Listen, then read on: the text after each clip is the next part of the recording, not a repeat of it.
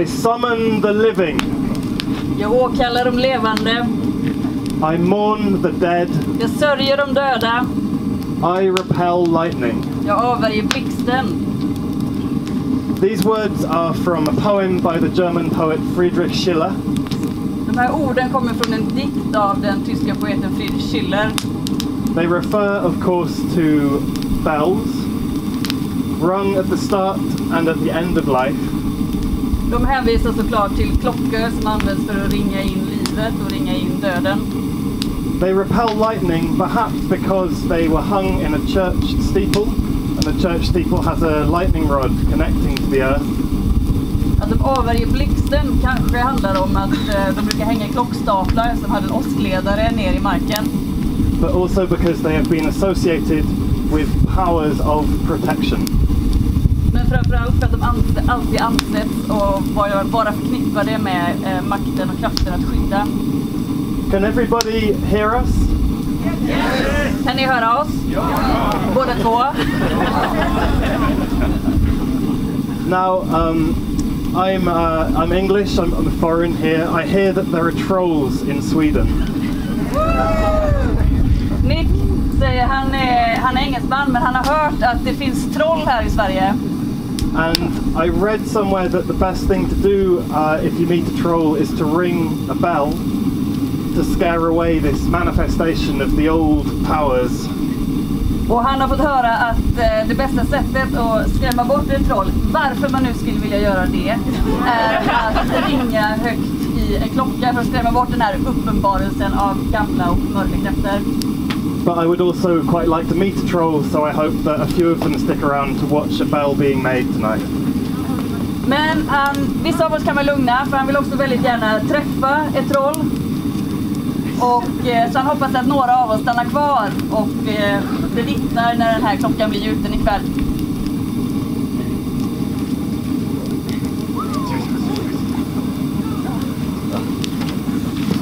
So, once upon a time, det var en gång, a group of travelling bell makers, not so dissimilar from us, was wandering through the beautiful forested land of Sweden. Det var en gång en grupp kringvandrade klockgjutare, inte helt olika oss faktiskt, som vandrade igenom det vackra skogsbeklädda svenska landskapet. They'd been commissioned to make a bell for the local church, which had been standing empty ever since the bells had been melted down for cannon in the latest wars. De hade fått i uppdrag att gjuta en kyrkklocka till ett kyrktorn som hade stått tomt sedan det senaste kriget, när klockan hade smälts ner för att bli en kanon. Now the local people wanted to have a bell that would be the sweetest and the purest in the land to ring out a note of peace. Folket hade sagt att de ville ha den renaste klockan med den ljuvaste klangen i landet för att kunna slå för fred.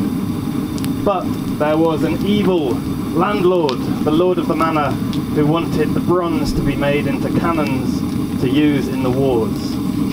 Men det fanns såklart en ondskefull godsägare som istället ville att bronset skulle användas till att göra fler kanoner för kriget. So the bell makers, they set up their camp near a lake, very similar to this lake here, just near the great manor house of the landlord, not so dissimilar from Baldisnas. Just up there. I hear. Klockgjutarna slog läger ovanför en sjö, kanske inte helt olikt den här sjön, in till det stora godset, herrgården, som kanske inte var helt olikt Baldersnäs, som ligger där borta. The bell makers started to build their furnace. They dug their furnace into the earth. They cut down pine trees. They chopped up the logs. They started to burn the wood and to heat the bronze.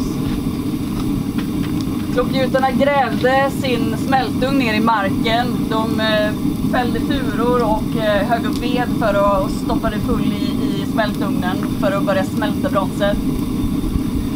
And when the bronze was at melting temperature, 1100 degrees, och när bronset var uppe i sin smälttemperatur, 1100 grader, they went up to the big house on the hill and they asked the landlord for some silver to give the bell a nice silvery ring. This is a tradition that you will all see very soon. Så de gick upp till herrgården på kullen och bad godsägaren om silver för att klockan skulle få en vacker silverklang. Och det är en tradition som ni snart kommer att få vara delaktiga i. Now, often the silver would end up in the back pocket of the bell makers and would never get anywhere near the bell. But these bell makers were a very honest, ethical bunch of people just like us, and they swore that the silver would indeed end up in the furnace. Det hände att det där silvret som byborna delade ut till klockgjutarna hamnade i klockgjutarnas egna fickor. Men det här gänget, i likhet med oss då, var väldigt moraliskt högstående och hederliga. Och de lovade och svor på att de skulle se till att silvret hamnade i smältan. The landlord, however, was not such an honest and ethical man. Den här godsägaren däremot var inte en riktigt fullt lika moraliskt högstående person. He thought to himself, why should I give silver? And he gave the bell makers a lump of iron that was riddled with impurities. Han tänkte, varför ska jag ge dem silver? Och istället så gav han dem en klump med järn som var full med slagg. They didn't examine this metal too closely because who would ever believe that the rich would lie to the poor? Klockgjutarna undersökte inte den här järnbiten så noga för de tänkte inte på det, för vem skulle väl kunna tro att de rika skulle kunna ljuga och bedra de fattigare? Va? So innocently they heated up the furnace and they threw the iron in. Ovetande så eldade de på smältugnen och slängde i järnklumpen. The bell turned out to be cracked and impure. It was a sorry mess of metals that had not fused together properly. Klockan kom ut alldeles sprucken och bedrövlig. Det var en eländig massa utav metall som inte hade smält ihop ordentligt. The Lord said, "You'd better try again, hadn't you?" Och godsägaren sa, nej men då får ni väl ta och försöka igen då. If this bell fails, I will ensure that your families go hungry. Och om även nästa klocka skulle misslyckas, då ska jag se till att era familjer kommer att få svälta. So once again, just like David done, they stoked up the furnace to make it even hotter than before, even hotter and fiercer and brighter. They asked again for a little silver to give the bell a nice silvery ring.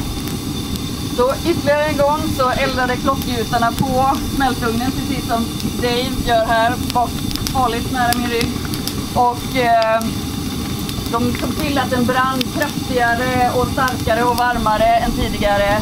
Och ytterligare en gång så gick de till godsägaren och bad om lite silver för klockans klang. But once again the landlord gave them impure metal. The bell turned out to be horribly cracked, even worse than it had been before. Men godsägaren gav dem skrotigt järn ytterligare en gång och den här gången så blev klockan ännu sprucknare och ännu sämre än den första. If you don't do it right this time, said the landlord, it won't just be a bell hanging in that church tower, it will be you. And secretly, he was thinking of all the bronze he was going to use for his cannons for the wars that were soon to start in that land. Om ni inte lyckas den här gången, sa godsägaren, så kommer det vara ni och inte bara klockan som hänger och dinglar i den där klockstapeln. Och i smyg så tänkte han redan på allt brons han då skulle få lägga vantarna på och göra fler kanoner av krigen. So the bell makers, they got together and they talked things over. This failure had never happened to them before. Klockgjutarna samlades och diskuterade. Det här misstaget, det här felet hade aldrig uppstått förut. They thought, have we been careless? De funderade, har vi varit oförsiktiga? Have we been cursed? Har vi drabbats av en förbannelse? Have we lost our skill? Har vi förlorat våra förmågor? And then they remembered the metal and the way it had not quite felt right, and they realized what had happened. Och de kom ihåg metallen de hade fått av godsägaren och att det inte hade känts riktigt rätt och de förstod vad som hade hänt. So in the night they went up to the big house and they listened at the door. Så på kvällen så gick de upp till herrgården och tjuvlyssnade vid dörren. The lord of the manor was celebrating because he was sure that the bell makers had failed. Godsägaren firade redan för han var säker på att klockgjutarna hade misslyckats. And soon they heard that man's drunken snoring. Och snart så hörde de honom fyllesnarka där inifrån. They crept inside the big house and then they saw that fat silver ring gleaming on his finger. De smög in och så såg de en stor fet silverring som glänste på godsägarens hand. It wouldn't come off, so they used the chicken fat from the meal he'd eaten to lubricate it, pull it off. Och den kom inte av hans feta finger av sig själv, så de använde kycklingfettet från hans middagsrester för att smörja in det med för att kunna ta av ringen. And that very night they got to work, they stoked up the furnace, they put in the wood, they threw in the ring, they melted the bronze, and it all came together to produce. Samma natt så började de arbeta. De eldade på smältugnen, de slängde i ringen och smälte ihop alltihopa och skapade a beautiful, beautiful bell that was perfect in every way. En alldeles perfekt klocka. Felfri på alla sätt. In the clear light of dawn they took it down to the lake to baptize it. I det klara gryningsljuset så bar de ner den till sjön för att döpa den. And the bell was hoisted up high in the church steeple. Och klockan firades upp i klockstapeln. But just before they went to give it its first chime, the landlord entered the church. Men precis som den skulle klämta sitt första slag så dök godsägaren upp. He was hungover, sweating and furious, much like Dave is going to be tomorrow morning. Han var bakfull, svettig och rasande. Som Dave tydligen ska vara imorgon. He stared down at his naked finger. Where's my ring? Han hötte med sitt nakna finger. Var är min ring? He turned to the bell makers. You will pay for this. Han vände sig till klockgjutaren och sa, ni kommer få betala för det här. All of you will hang in that church tower and cannons, not bells, will ring out across this land. Nu kommer allihopa hänga i den där klockstapeln och kanoner, inte klockor, kommer ljuda över den här nejden. I want my silver back at the count of 3. Jag vill ha tillbaks mitt silver innan jag räknar till 3. 1, 1, 2. 2. And before he could say 3, innan han säger 3, the bell rope snapped.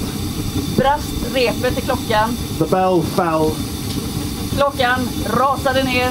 and hit him smack on the top of the head, killing him instantly. Träffade honom rätt i huvudet. Han dog på en gång. And there were some who would say that he got exactly what he asked for. Och det fanns de som sa att han fick ju precis det som han hade bett om. Once the evil lord was buried and the bloody mess was cleaned up, Så fort den onde godsägaren var begravd och den blodiga sörjan var uppstädad, the bell was rehung in the church and it was found no longer to be perfect. It had a crack from the fall. de hängde tillbaka klockan men upptäckte att den var inte perfekt längre. Den hade fått en spricka i fallet. But when it was rung, all the people agreed that it was the sweetest sounding bell they'd ever heard. Men folket i byn var ändå helt överens om att det här var det vackraste klocka som de någonsin hade hört. Welcome, one and all, to the founding.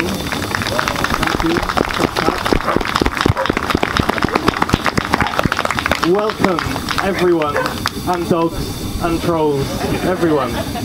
Välkomna alla och en var, hundar, troll, alla, To the founding of the sauna bell. till gjutningen utav den här bastuklockan. This bell will be used to announce when the sauna is open and when it's reached a nice temperature. Den här klockan kommer att finnas här i bastun och den kommer användas för att utlysa när bastun är öppen och färdig att användas.